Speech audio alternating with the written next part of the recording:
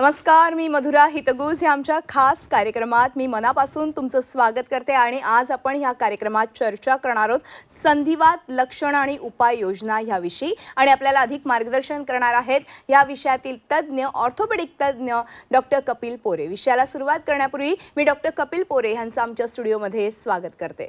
नमस्कार डॉक्टर। नमस्कार।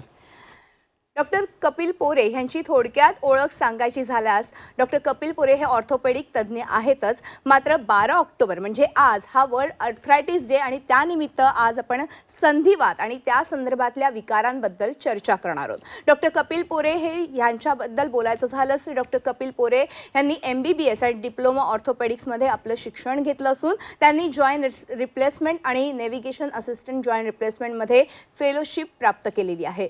उत्कृष्ट असे ऑर्थोपेडिक ट्रॉमा आणि जॉईंट रिप्लेसमेंट सर्जन म्हणून त्यांची ख्याती आहे आणि ते गेल्या 10 वर्षांपेक्षाही अधिक काळ ऑर्थोपेडिक क्षेत्रामध्ये कार्यरत आहेत। छत्रपती संभाजीनगरमधील सर्वोत्कृष्ट संधिवात तज्ञ म्हणून त्यांना ओळखलं जातं। डॉक्टर कपिल पोरे यांनी आतापर्यंत 4000पेक्षाही अधिक ऑर्थोपेडिक शस्त्रक्रिया आणि 1000पेक्षाही अधिक सांधेरोपण शस्त्रक्रिया केल्यात। जॉईंट रिप्लेसमेंट आणि जटिल अशा फ्रॅक्चरच्या शस्त्रक्रियांमध्ये ते निपुण आहेत। ऑर्थोपेडिक क्षेत्रामध्ये केलेल्या कार्यामुळे महाराष्ट्रामध्ये डॉक्टर कपिल पोरे यांचं नाव सुप्रसिद्ध आहे। डॉक्टर कपिल पोरे हे सध्या छत्रपती संभाजीनगर इथल्या मेडिकवर हॉस्पिटल इथे ऑर्थोपेडिक तज्ञ आणि जॉईंट रिप्लेसमेंट स्पेशालिस्ट म्हणून कार्यरत आहेत। चला तर आज आपण एकूणच संधिवाताविषयी चर्चा करूया डॉक्टरांशी। सगळ्यात पहिला प्रश्न मला तुम्हाला विचारायचा आहे की आज वर्ल्ड आर्थरायटिस डे आणि त्यानिमित्त आज आपण ही चर्चा करतोय आणि फार गरजेची आहे, कारण की आज आपण बघितलं तर मोठ्या प्रमाणात हा संधिवात जो आहे तो वाढत चाललेला आहे। पण आर्थरायटिस किंवा बोन हेल्थ म्हणजे नेमकं काय आहे त्याविषयी काय सांगाल?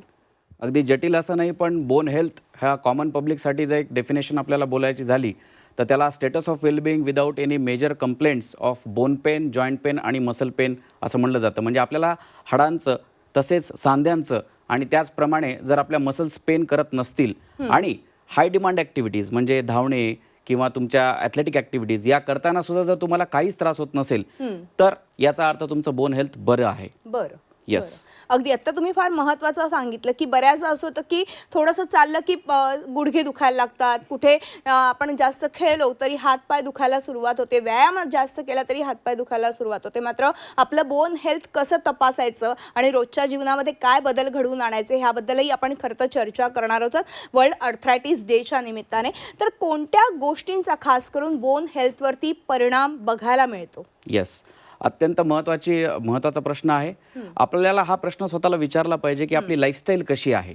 आपण फक्त ऑफिस वर्क सेडेंटरीज लाईफस्टाईल जगतोय की थोडा बहुत ॲक्टिव्ह आहोत, काही अमाऊंट ऑफ एक्सरसाइज करतोय की नाही आहेत, आपला डाएट चांगला आहे की नाही आहे, आपण हेल्दी डाएट घेतोय की नाही, त्याचप्रमाणे आपल्याला सनलाईट एक्सपोजर मिळतंय का आपल्या, कारण every third Indian have a vitamin D deficiency हा प्रूव्हन डाटा आहे आणि ही व्हिटॅमिन डी डिफिशियन्सी आपल्याला आपल्या मसल्सचं पेन, बोन्सचं पेन हे तयार करते।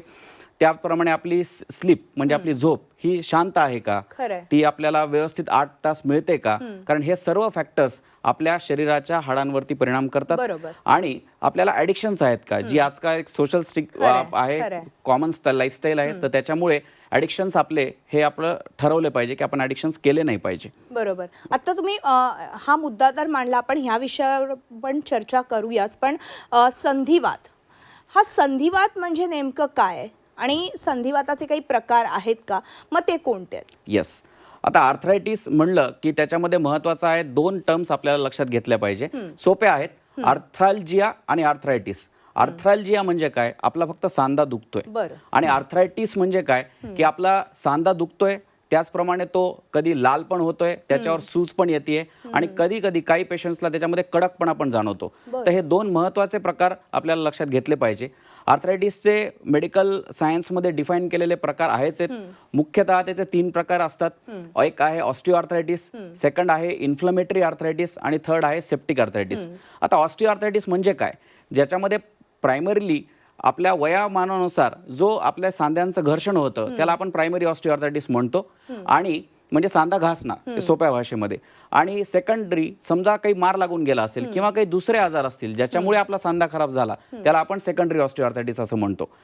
इन्फ्लेमेटरी आर्थरायटिस म्हणजे काही आजार आहेत, जसं की सर्वांना माहिती आहे आमवात, रुमॅटॉइड आर्थरायटिस आणि सोरियासिस त्याच्यामुळे होणारा संधिवात, आणि तसेच गाऊट किंवा त्याच्यासारखे काही क्रिस्टल्स आहेत त्याच्यामुळे होणारा संधिवात, हा सेकंडरी इन्फ्लेमेटरी आर्थरायटिस मध्ये येतो. आणि थर्ड जो सेप्टिक आर्थरायटिस, जो सगळ्यात कमी प्रमाणात मिळतो पण सगळ्यात डेंजरस आहे, कारण त्याच्यामध्ये तुमच्या सांध्यामध्ये पस पू झालेला असतो आणि जो तुम्हाला पाहणं अत्यंत गरजेचं आहे. जर ऑस्टिओआर्थरायटिस बद्दल सांगायचं झालं तर हा मोस्ट कॉमन आर्थरायटिस आहे.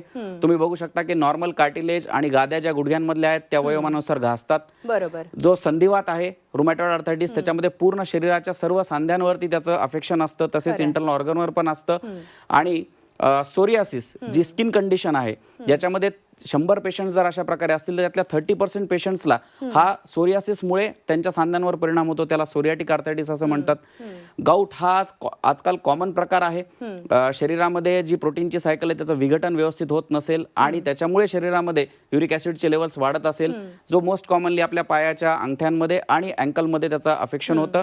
आणि शेवटचा जो मी प्रकार सांगितला दॅट इज सेप्टिक आर्थरायटिस, म्हणजे पू झाल्यामुळे तुमचा सांधा खराब होतोय. सो असे संधिवाताचे प्रकार आहेत. बरोबर. आता आपण हे संधिवाताचे प्रकार बघितले आणि संधिवात एकदा बळावला तर आपल्याला अनेकदा खूप वेगवेगळ्या समस्यांना तोंड द्यावं लागतं. ह्याबद्दलही आपण बोलूयाच, पण तत्पूर्वी संधिवात आणि आमवात हे दोन वेगवेगळे प्रकार आहेत. ह्यामधला नेमका काय फरक आहे त्याबद्दल काय सांगा? येस, जसं की संधिवात आणि आमवात. संधिवात जो आहे, जो वयोमानानुसार तुमच्या सांध्यांचं घर्षण होतं, तो सांधा घासला गेल्यामुळे तो संधिवात.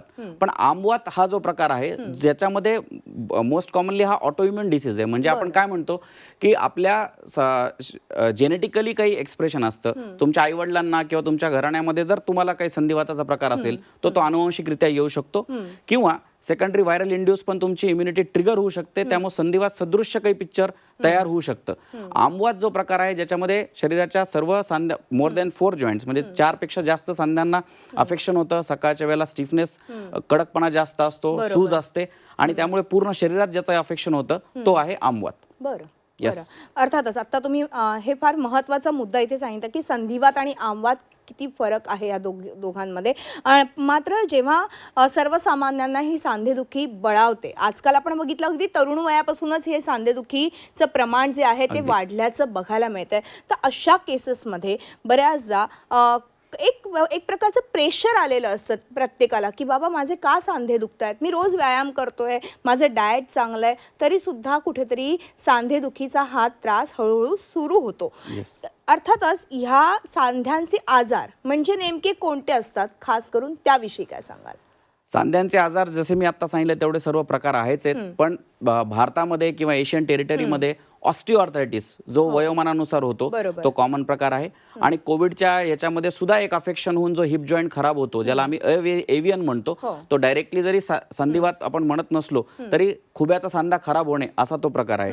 हे दोन्ही प्रकार सर्वात कॉमन आहेत आणि याचं burden all over the world हे वाढत चाललंय. जर तुम्ही या स्लाइड मध्ये बघताय की ऑलमोस्ट पिंक झोन म्हणजे 20 to 24% समाजामधले जवळपास 1/4 म्हणजे every 4th person get affected with some sort of pain in the joint. म्हणजे कुठल्या ना कुठल्या प्रकारचा संधिवात त्यांना होतो. आणि जर तुम्ही डाटा वाईज पाहिलं तर 2025 पर्यंत साधारणतः 70 मिलियन 67 पेक्षा जास्त मिलियन लोकांना याचं अफेक्शन आहे. ऑस्टिओआर्थरायटिस जर जगभरामध्ये त्याचं पर्सेंटेज पाहिलं तर तुम्ही पाहू शकता एशियन टेरिटरीमध्ये हा खूप जास्त कॉमन आहे आणि पसरलेला आहे. आणि त्याच्यामुळे एक calculation wise total cost $136 billion एवढा जास्त अफेक्शन या आजारावरती लोकांचा त्याच्यामध्ये पैसा खर्च होतो. हा इतका जास्त प्रमाणामध्ये त्याचा अफेक्शन आहे, which you can say diabetes आणि तुमचा हायपरटेन्शन याच्यानंतर त्याचा परिणाम आहे. बरोबर. आता तुम्ही हे सांगितलं की किती समाजामध्ये हा आजार पसरलेला आहे, किती लोकांना ह्या खरं तर आजाराने ग्रासलेला आहे. मात्र जेव्हा गुडघेदुखीबद्दल आपण खास करून बोलूया, कारण की संधिवात म्हटलं की लोकांच्या पहिला प्रश्न येतो की मला गुडघेदुखी होणार का, आता मला गुडघ्यांचा त्रास सुरू होणार का. आणि खरोखरच असं पण बघितलं तर प्रत्येक घरामध्ये 1-2 पेशंट तरी आपल्याला दिसून येतात की त्यांना गुडघेदुखीचा त्रास असतो. आणि खास करून जर महिला वर्ग बघितला तर महिला वर्गामध्ये हा गुडघेदुखीचा त्रास जास्त प्रमाणात बळावलेला बघायला मिळतो. आता गुडघेदुखी म्हटल्यावरती आपला शरीराचा पूर्ण भार जो आहे ते दोन्ही आपल्या गुडघ्यांवरती आलेला असतो, त्यामुळे वजन आपलं नियंत्रणात ठेवणं हे आवश्यकच आहे. मात्र जेव्हा आपण गुडघेदुखीच्या ट्रीटमेंटबद्दल बोलायला जातो, कारण की बऱ्याचदा लोकांना वाटतं आता मी डॉक्टरकडे गेली, ऑर्थोपेडिक तज्ज्ञाकडे, की ते सांगणार मला की ऑपरेशनची गरज आहे आणि तिथेच व्यक्ती घाबरून जातो. तर मला हेच जाणून घ्यायचं की फक्त ऑपरेशनच सांगितलं जातं का, तर तसं नाहीये, इतरही आपल्याकडे ट्रीटमेंट्स उपलब्ध आहेत, त्याबद्दल काय सांगा? एक्झॅक्टली, अत्यंत महत्त्वाचा प्रश्न आहे. समाजामध्ये असलेली ही भीती आहे. गुडघ्यांचे दुखण्याचे कारण तर आपण आता डिस्कस केलेच, पण एक या स्लाइडमध्ये तुम्ही बघू शकता की नॉर्मली आपण बायपेडल स्टान्स म्हणजे आपण दोन पायांवरती चालतो आणि त्याचं वजन हिप, नी आणि अँकल जॉईंट याच्याद्वारे आपला ट्रान्समिट होतं. तर त्याची अलाइनमेंट बिघडली असेल, त्याच्यामध्ये आपल्या पायाचा अँगल खराब झाला असेल, तर त्याच्यामुळे गुडघ्यावरती लोड जास्त येतो, ज्याला आम्ही मेडिकलमध्ये व्हॅरस डिफॉर्मिटी म्हणतो, किंवा काही पेशंट्समध्ये ती बाहेरच्या बाजूला व्हॅलगस डिफॉर्मिटी अशी पण असते. तर आपल्याला ट्रीटमेंट करण्याच्या आधी त्याच्या अवस्था समजून घेणं गरजेचं आहे. या साधारणतः जगभरात डिफाईन केलेल्या 4 अवस्था आहेत. पहिल्या किंवा दुसऱ्या आणि रादर तिसऱ्या पण अवस्थेमधले काही पेशंट्स आहेत, ज्या पेशंट्समध्ये आपल्याला खरंच ऑपरेशन्सची तेवढी गरज नसते. फक्त चौथी किंवा त्याच्यापेक्षाही जास्त स्टेज आहे, जिथे आम्ही म्हणतो बोन ऑन बोन डिसीज, म्हणजे मांडीचं हाड आणि पायाचं हाड याच्यामधला कुर्चा, याच्यामधली गादी आणि याच्यामधचं आवरण जर पूर्ण झिजलेली असेल, तरच त्यावेळेला आपल्याला नी रिप्लेसमेंट सर्जरी ऑफर केली जाते. तर सुरुवातीच्या काळामध्ये आपण जर वजन जास्त असेल, तुमचं BMI कॅल्क्युलेट करून त्यानुसार तर वजन कमी करावं, एक्सरसाइज करावे. एक्सरसाइज म्हणजे जनरल एक्सरसाइज नसून फक्त पायाच्या मांडीच्या स्नायूच्या बळकटीच्या एक्सरसाइज आहेत त्या आपण कराव्या. डॉक्टर्स म्हणून आम्ही पेशंट्सला काही कॉन्ट्रोप्रोटेक्टिव्ह म्हणजे कार्टिलेज टिकून राहावं यासाठी काही मेडिसिन्स देतो. काही वेदनाशामक गोळ्या तात्पुरत्या स्वरूपात आम्ही देतो. काही प्रमाणामध्ये लोकल इंजेक्शन्स पण देऊ शकतो. आणि अशा प्रकारे तुमचा जो गुडघ्याचं घर्षण आहे ते एक्सरसाइज आणि बाकीच्या गोष्टी फॉलो केल्यामुळे त्याची स्पीड कमी होते आणि काही वर्ष तुम्ही तो गुडघा घेऊन त्याप्रमाणे तुमचं काम चालवू शकता. जेव्हा शेवटची वेळ येते, जेव्हा बोन ऑन बोन डिसीज तयार होतो, त्यावेळेलाच फक्त आपल्याला नी रिप्लेसमेंट ही सर्जरी ऑफर केली जाते. आणि मग अशा सर्जरीज मध्ये काही पेशंट्सचे हे रिझल्ट्स पण पाहूया. अगदी, कारण फार महत्वाचं आहे, कारण रिझल्ट आपण हे बघितल्यानंतरच आपल्या लक्षात येईल की किती फरक पडलेला असतो. एक्झॅक्टली. आता या पेशंट्स मध्ये हे 75 वर्षाचे बुलढाण्याचे गृहस्थ आहेत, ज्यांना तुम्ही बघू शकता की दोन्ही पायाचे त्यांचे वाकडे आहेत आणि चालताना त्यांना मागच्या जवळपास 15 वर्षांपासून ते अशा प्रकारे चालतात आणि त्यांचे आम्ही हे सांधे अशा प्रकारे नी रिप्लेसमेंट करून ऑपरेशनच्या नंतर त्यांची चाल एकदम व्यवस्थित झालेली आहे. म्हणजे अशा पद्धतीने आपण ऑपरेशन केलं तर नक्कीच आपलं जीवनमान अजून सुधारू शकतो, आपण लोकांमध्येही वावरू शकतो सहजरित्या, कोणावर आपल्याला डिपेंड राहायची गरज नाहीये. हे फार महत्वाचे. अजून काही पेशंट्स आहेत? येस, या पेशंटमध्ये पहा, या ओल्ड लेडी आहेत. ऑपरेशन होऊन फक्त 8 दिवस झाले आणि 8 दिवसांमध्ये या पायऱ्या चढ उतार करू शकतात. म्हणजे इतक्या वयोवृद्ध लोकांमध्ये सुद्धा ऑपरेशन केल्यानंतर त्यांचं पायऱ्या चढउतार करणं हे सुकर होऊ शकतं. तसेच ऑस्टिओआर्थरायटिस बरोबर ती संधिवात हा एक अत्यंत महत्वाचा आजार आहे. त्यामुळे या स्लाइड मध्ये सुद्धा तुम्ही पाहू शकता की याच्यामध्ये या लेडीला, या कोल्हापूरच्या गृहिणी आहेत, 64 वर्षांच्या, त्या तरुण असल्यापासून त्यांना संधिवाताचा त्रास होता आणि ऑपरेशनच्या आधी त्या नॉर्मली सरळ सरळ उभा पण राहू शकत नव्हत्या, पण ऑपरेशन झाल्यानंतर दुसऱ्याच दिवशी त्या वॉकरच्या सहाय्याने पूर्णतः चांगल्या चालू शकतात आणि 4 महिने फॉलोअपला आल्यानंतर तर त्या ओळखू पण शकत नाहीत की त्यांना अशा प्रकारे काही दुर्धर व्याधी होती. जो मी बोललो आंबवात, रुमॅटॉइड आर्थरायटिस, त्याच्यामध्ये सिस्टमिक आजार, पूर्ण शरीराला अफेक्शन असल्यामुळे या पेशंट्समध्ये थोडी दुर्बलता आलेली असते. या पेशंट्समध्ये आपल्याला जनरल अफेक्शन असल्यामुळे त्यांना कम्प्लिटली त्यांचे गुडघे घासलेले असल्यामुळे त्यांना संधिवात या आजारासाठी तर ट्रीटमेंट घ्यावीच लागते. बरोबर ती त्यांना नी रिप्लेसमेंट केल्याशिवाय पर्याय राहत नाही. इतक्या सुंदर प्रकारे नी रिप्लेसमेंट केल्यानंतर पेशंटचं जीवनमान होतं. क्या बात आहे. म्हणजे थोडक्यात ह्या सांधेरोपण शस्त्रक्रियेला कोणीही घाबरू नका, कारण की बऱ्याचदा असं होतं की आपल्याला साधं चालणंही शक्य होत नाही गुडघेदुखीमुळे आणि बऱ्याचदा डॉक्टरांनी दिलेला सल्ला असतो की आपल्याला नी रिप्लेसमेंटची गरज आहे, तर नक्कीच ती करून घ्यायला हरकत नाहीये. डॉक्टर कपिल पोरे यांचा खाली नंबर आपण डिस्प्लेला बघतोय, त्या नंबरवरती तुम्ही नक्की संपर्क साधा, याविषयी अधिक माहिती जाणून घ्या. वर्ल्ड आर्थरायटिस डे निमित्त आज आम्ही ही चर्चा करतोय, कारण लोकांमध्ये अजून जनजागृती व्हावी, आर्थरायटिस बद्दल अजून माहिती व्हावी, हाच सगळा खरं तर ह्या कार्यक्रमामागचा हेतू आहे. आपण एक छोटासा ब्रेक घेऊया, कारण ब्रेक नंतर मला अजून एक महत्त्वाचा प्रश्न विचारायचा आहे, तो म्हणजे कोविड नंतर साधारणपणे ही संधिवाताची जी प्रकरणं आहेत किंवा पेशंट्स आहेत ते वाढल्याचे बघायला मिळते का, पण एका छोट्याशा ब्रेक नंतर. येस. तेव्हा हितगुजमध्ये वेळ झाली एका छोट्याशा ब्रेकची. कुठेही जाऊ नका, पाहत राहा आमचा खास कार्यक्रम हितगुज. ब्रेक नंतर हितगुज ह्या आमच्या खास कार्यक्रमात आपलं पुन्हा एकदा स्वागत आहे. आणि आज आपण चर्चा करतोय संधिवाताविषयी. वर्ल्ड अर्थरायटिस डे निमित्त आपल्या सोबत डॉक्टर कपिल पोरे आहेत आणि याविषयी आज आपण चर्चा करतोय, कारण संधिवात मोठ्या प्रमाणात बळावत चाललाय. आणि कोविड नंतर डॉक्टर खास करून बघितलं तर संधिवाताची जे पेशंट्स आहेत ते मोठ्या प्रमाणात आपण बघतोय आणि त्यांना खूप वेगवेगळ्या प्रकारचे आजारही उद्भवलेले बघायला मिळतात. तर ह्याविषयी मला तुमच्याकडून जाणून घ्यायचं आहे. कोविड या महामारीमधनं पूर्ण जगालाच अफेक्शन झालेलं आहे. ऑर्थोपेडिक या फील्डमध्ये अवॅस्क्युलर नेक्रोसिस म्हणजे बोन डेथ, एक प्रकारे हिप जॉईंट याचा जो खुब्याचा सांधा आहे तो खराब होतो आणि त्याच्यामध्ये आम्ही त्याला अवॅस्क्युलर नेक्रोसिस म्हणतो. या स्लाइडमध्ये तुम्ही बघू शकता की नॉर्मल रक्त सप्लाय असतोच आपल्या फिमरल हेडला म्हणजे खुब्याच्या सांध्याला, आणि त्याच्यामुळे स्टिरॉइडचे काही इंजेक्शन्स फिजिशियन्सनी त्यांना लाईफ सेव्हिंग इंजेक्शन्स म्हणून द्यावे लागले आणि त्याचा इफेक्ट आणि प्लस काही इंजेक्शनचा इफेक्टमुळे हे रक्त सप्लाय थांबला. याच्या पण 4 अवस्था असतात. हा पण एक दिवसात लगेच खराब होणारा सांधा नाही. स्लो अँड स्टेडीली काही दिवसांमध्ये काही महिन्यांमध्ये ज्यावेळेला खुबा सांधा खराब होतो त्यावेळेला त्याची ट्रीटमेंट त्यानुसार दिली जाते. जर ह्या सुरुवातीच्या स्टेज 1 किंवा स्टेज 2 या लेवलमध्ये असेल तर त्यामध्ये फक्त कोर ड्रिलिंग हे ऑपरेशन करून त्याच्यामध्ये स्टेम सेल बीमॅक म्हणतो आम्ही त्याला, ते टाकून आम्ही त्यांचा नॅचरल सांधा वाचवण्याचा प्रयत्न करतो. आणि जर लेटर स्टेजेस असतील म्हणजे शेवटच्या स्टेजमध्ये खूपच सांधा खराब झाला असेल तर त्यामध्ये आम्ही हिप रिप्लेसमेंट ही सर्जरी पेशंटची करतो. बॅड लकीली हा आजार पूर्वी 60च्या वरती मिळत होता, पण बॅड लकीली हा आता यंग लोकांमध्ये मिळालाय, ज्याचं त्यांच्या इकॉनॉमिकल कमाईवरती खूप इम्पॅक्ट आहे. त्यामुळे हिप रिप्लेसमेंट अशी सर्जरी यंग लोकांमध्ये करावी लागते. आणि ही लेडी आहे ज्याच्यामध्ये आपण हिप रिप्लेसमेंट सर्जरी बद्दल त्यांचे रिझल्ट्स काय आहेत ते बघू शकतो.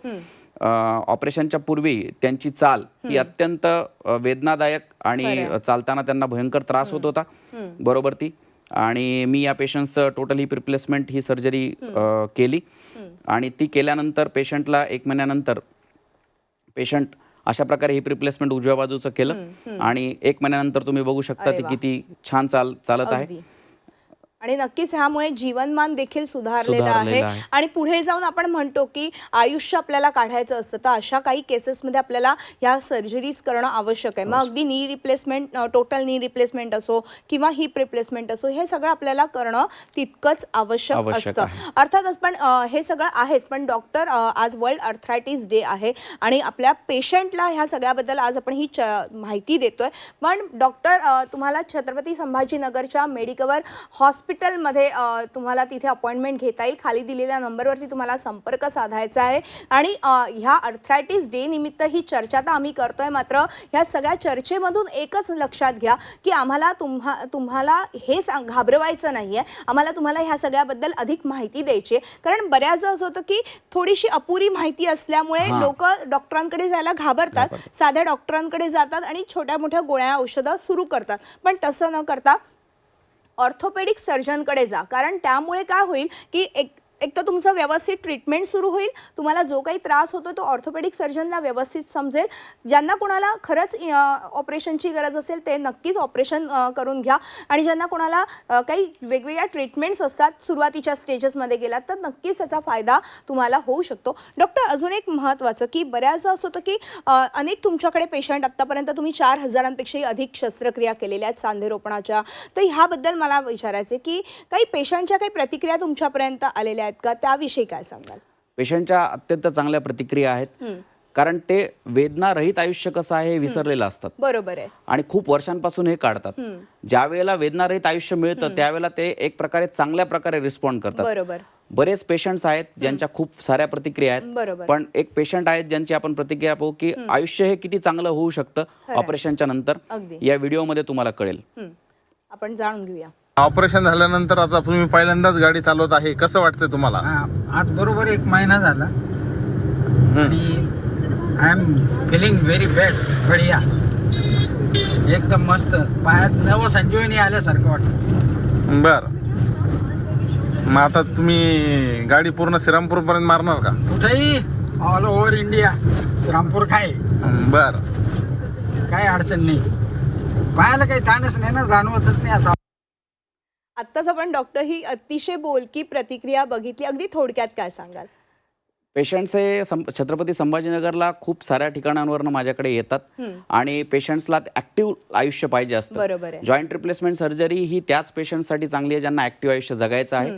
संधिवात आणि त्यांचे प्रकार आपण एक्सप्लेन करायचा प्रयत्न केला.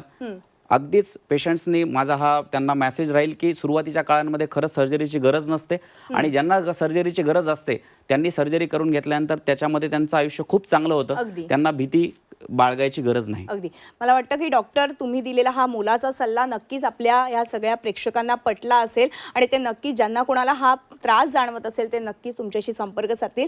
वेळ संपल्यामुळे आज आपल्याला इथेच थांबावं लागते. मात्र वर्ल्ड अर्थरायटिस डे निमित्त तुम्ही आलात आणि खूप छान आणि मोलाची चर्चा आमच्याशी केली त्याबद्दल मनपूर्वक आभार. धन्यवाद. थँक्यू.